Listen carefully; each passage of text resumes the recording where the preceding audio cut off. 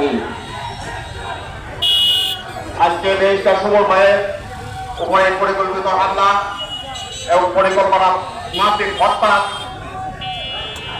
অভিযুক্ত এবং আজকের আয়োজিত এই মানববন্ধনের সম্মানিত সভাপতি আমাদের কাদির সিএনজির আমাদের কাদির সরকার ভাই, উপস্থিত জনতা সকলের প্রতি আমার সালাম, আসসালামু আলাইকুম, এবং হিন্দু ভাইদের প্রতি আদাব।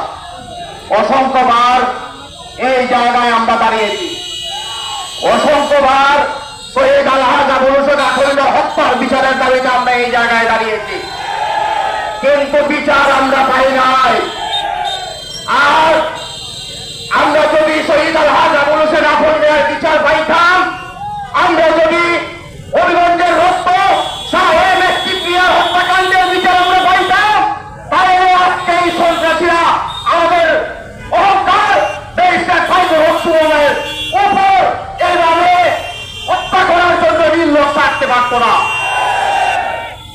দেশটা সুমন ভাই একটা কথা বলেন, মজা মারে ভজা ভাই। আজকে সকল ভজা ভাইরা এক হয়েছে, তারা আজকে দেশটা সুমনকে ধ্বংস করতে চায়। আমরা যারা বইটা ভাই, আমরা দল মত নির্বিশেষে নিজেদেরকে বাঁচিয়ে রাখার জন্য ব্যারিস্টার সাইদুল হক সুমন ভাইয়ের পাশে দাঁড়াতে হবে। আজকে আমার কষ্ট হয়, আমি এই নির্যাতনের শিকার।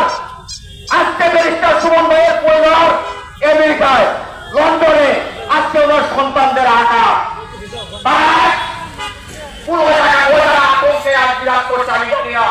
কারণ আমি জানি এটা কত কষ্টের। তারা হয়তো চিন্তা করছে তার বাবার জন্য, উনার মা আমেরিকায়, উনি হয়তো উনার বুকটা আকার করতেছে উনার সন্তানের জন্য। আমি একটা কথা বলতে চাই, আপনারা বুঝি না, বিএনপি বুঝি না, বুঝি না, বুঝি না, আমরা এখানে সকল মানুষ একত্রিত হয়ে একটা কথা বলতে চাই। আমি ওনার দেশটা খাইল সুমনের সন্তানদের বলতে চাই, আমরা একত্রিত হয়ে ওনাদেরকে বলতে চাই, আমরা তোমার বাবার পাশে আছি। তোমার বাবা আমাদের রক্ত থাকতে তোমার বাবা কিচ্ছু হতে দেব না।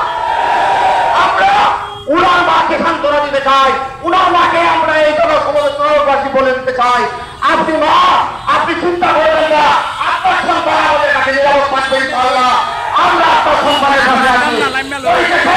সকলের সুস্বাস্থ্য